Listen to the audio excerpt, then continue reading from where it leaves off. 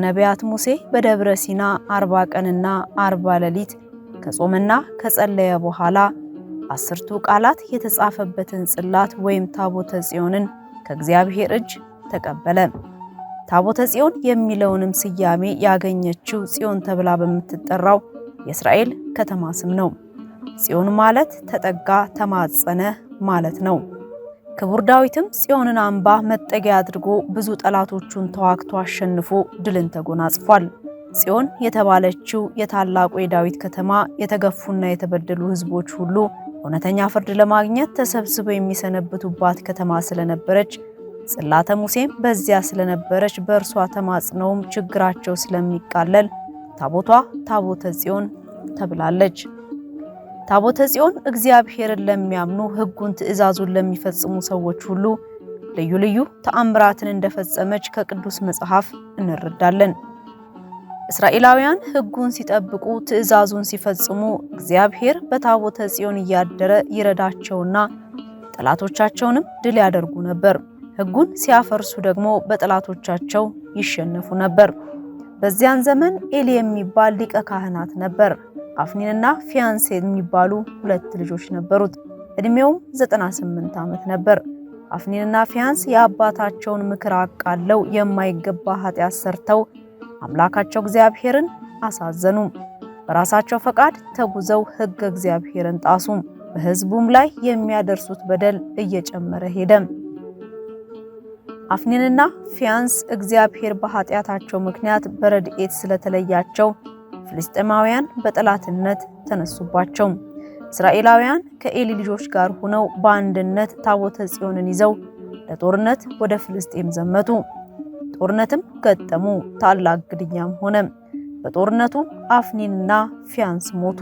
ታቦተ ጽዮንም በኤሎፍላውያን እጅ ተማረከች። ሕዝቡም በጦርነት አለቁ። ከጦርነቱ ያመለጠ አንድ ሰው ወደ ኤሊ ዘንድ ሂዶ እስራኤላውያን ተሸንፈው መሸሻቸውን፣ 2ቱ ልጆቹ አፍኒንና ፊያንስ መሞታቸውን፣ ታቦተ ጽዮንም መማረኳን ነገረው። ይህንን መርዶ መቋቋም ያቃተው አዛውንቱ ኤሊ በዚሁ ቅጽበት ሞተ። ኤሎፍላውያንም ታቦተ ጽዮንን ማርከው ከወሰዷት በኋላ ዳጎን ከተባለው ጣዖታቸው በታች አስቀመጧት። በማግስቱ የዳጎን አገልጋዮች መጥተው ቢያዩት ዳጎን ከእግዚአብሔር ታቦት ፊት በግንባሩ ተደፍቶ አገኙ። አንስተው አቁመውት ሄዱና በማግስቱ መጥተው ቢያዩት በግንባሩ ወድቆ እጆቹ ተለያይተው ጣቶቹ ተቆራርጠው ደቀው ወደሉ ላይ ተበታትነው ነበር። ታቦተ ጽዮን ግን ምንም ጉዳት ሳይደርስባት ከላይ ሆና አገኟት። አገልጋዮቹ ታቦተ ጽዮን ያደረገችውን ተአምር በማድነቅ ዳጎንን በመናቅና በማቃለል ከዚያን ቀን ጀምረው ከቦታው ፈጽሞ አልደረሱም። ሕዝቡም በሰውነታቸው ላይ እባጭ እየወጣባቸው ሲገድላቸው፣ ሌሎቹንም በሚያንቀጠቅጥና በሚጥል በሽታ እያሰቃያቸው፣ እህላቸው በአይጥ እንስሶቻቸው በበሽታ አለቁባቸው። ታቦተ ጽዮን በኤሎፍላውያን ላይ እንዲህ ያለ ተአምር እየፈጸመች በፍልስጤም ሀገር ለ7 ወራት ቆይታለች።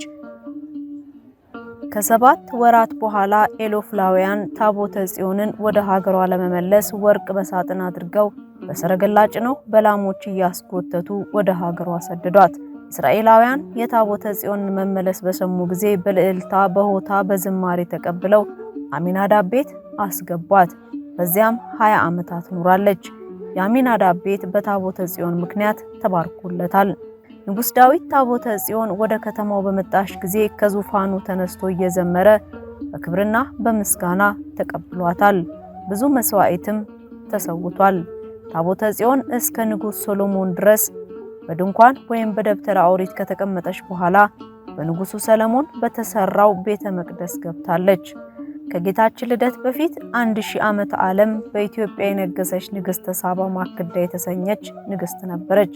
የንግሥተ ሳባ ትውልድ ቦታ በሰሜን ደንገሎ በደቡብ ፎካደ በተባሉ 2 ተራሮች መካከል የሚገኝ ሲሆን ስሙም ጎሎ ማክዳ ይባላል።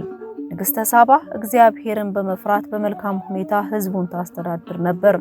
በወቅቱ በእስራኤል ላይ ነግሶ የነበረው የሰለሞን ጥበብ በጆሮ መስማት ብቻ በቂ ሆኖ ስላላገኘችው በዓይን አይቶ መረዳት የበለጠ መሆኑን ተገነዘበች። ለንግሥተ ሳባ ወደ ኢየሩሳሌም መጓዝ ምክንያት የሆናት ታምሪን የተባለው ነጋዴ ነው። ይህ ነጋዴ በኢየሩሳሌም በሚቆይበት ጊዜያት ብዙውን ጊዜ የሚያሳልፈው የሰሎሞንን ስጋዊና መንፈሳዊ ጥበብ በማየት ነው። ወደ ኢትዮጵያ በሚመለስበት ጊዜ እየዘረዘረ ለንግስተ ሳባ ይነግራትና ያስረዳት ስለነበር ንግስተ ሳባ ከዚሁ ነጋዴ በሰማችው ዜና የንጉስ ሶሎሞንን ጥበብ ለማየት ጓጓች። በዚህም የተነሳ በታምሪን መሪነት ወደ ኢየሩሳሌም ጉዞ ጀመረች።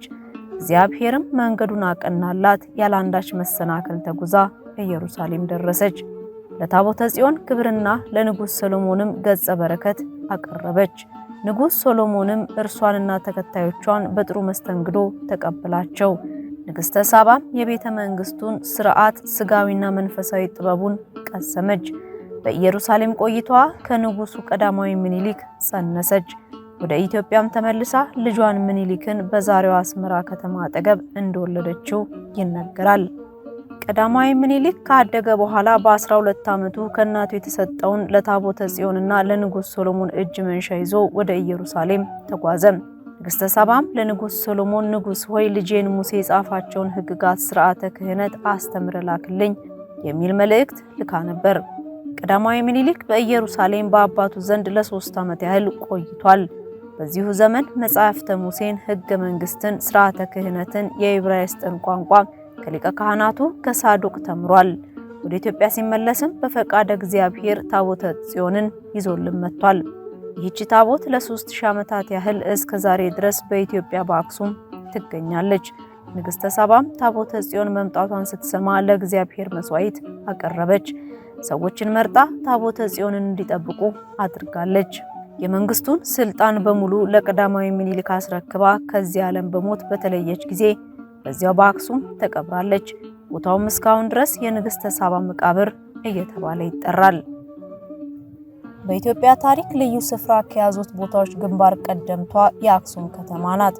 አክሱም የኢትዮጵያ የታሪክና የሃይማኖት እናት ከተማ ስትሆን ከክርስቶስ ልደት በፊት በ2000 ዓመተ ዓለም እንደተቆረቆረች መዛግብት ያስረዳሉ። አክሱም የቤተ ክህነቱም የቤተ መንግስቱ ማዕከል በመሆን ለብዙ ዘመናት አገልግላለች።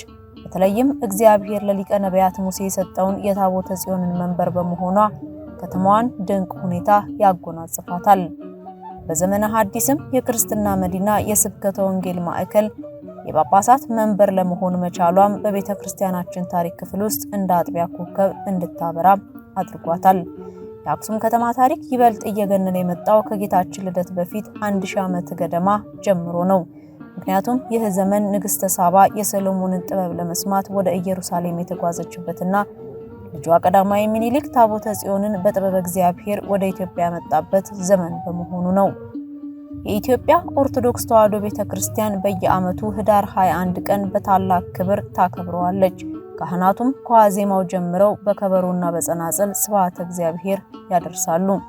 በድርሳነ ጽዮን መጽሐፍ ካህናቱ እንደተገለጠው በጽዮን ፊት እንደየማዕረጋቸው ቆመውና መዝሙርን ከዳዊት እያውጣጡ ይጸልያሉ፣ ይዘምራሉ። ፈጣሪያቸውን እያመሰገኑ የታቦተ ጽዮንን ተራዳይነት በምእመናን ፊት ይመሰክራሉ። ነቢያት ክርስቶስ ወደዚህ ዓለም በስጋ ማርያም ከመገለጡ በፊት ከእግዚአብሔር ተልከው ሕዝቡን ከአምልኮተ ጣዖት ከገቢረ ኃጢአት እንዲጠብቅ የሚመሰክሩ የሚያስተምሩና የሚያጽናኑ ነበሩ።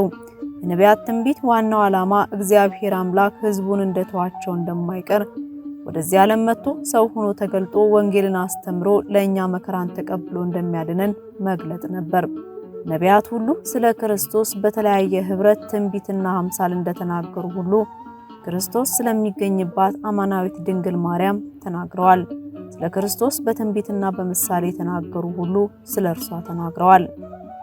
ዳር 21 ቀን የሚከበረው የእመቤታችን ምሳሌዎች የተገለጡበትና የተለያዩ ስራዎች የተሰሩበት ዕለት ስለሆነ ነው።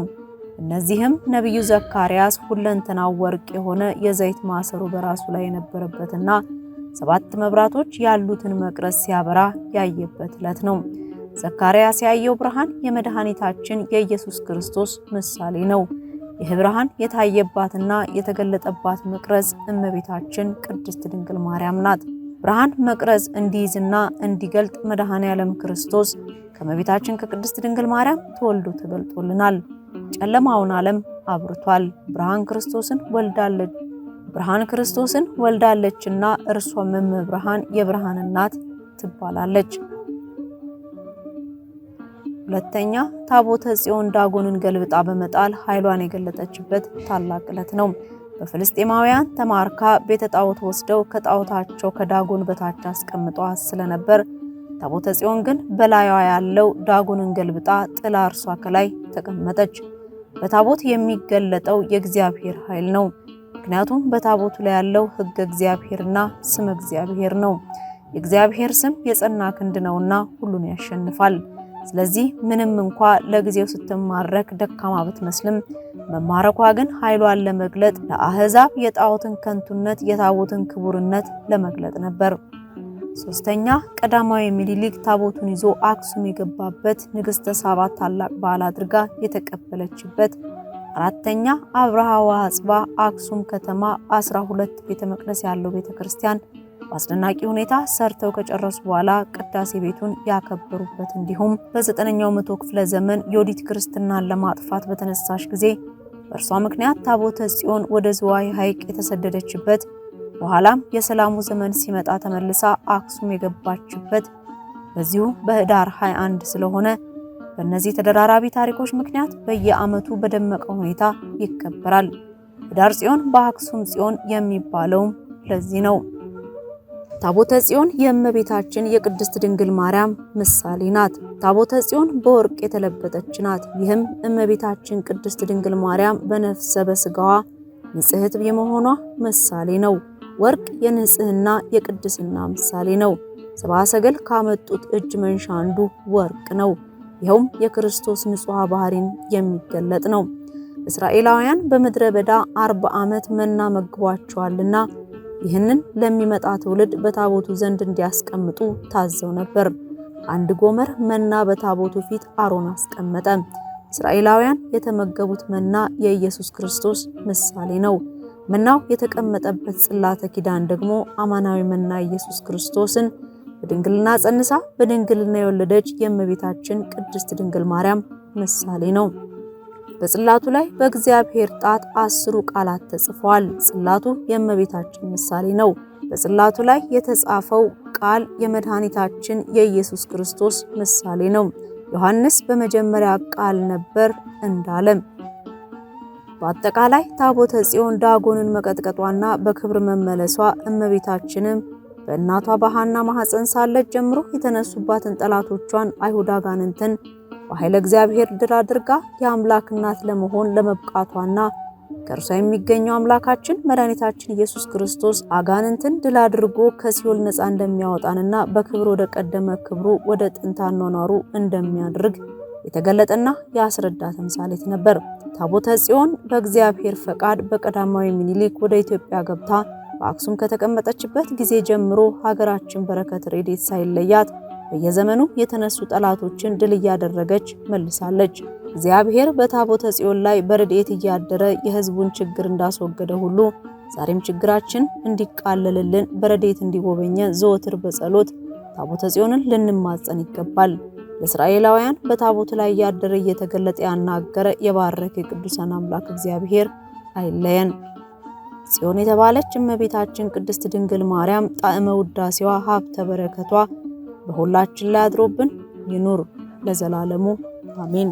ለዛሬ አበቃን። ቸርን ሰንብት። እግዚአብሔር ኢትዮጵያንና ሕዝቦቿን አሁን ካሉበት መከራ፣ ስቃይ፣ ችግር በፍቅሩ በትህትናው በይቅርታ ያሻግርልን።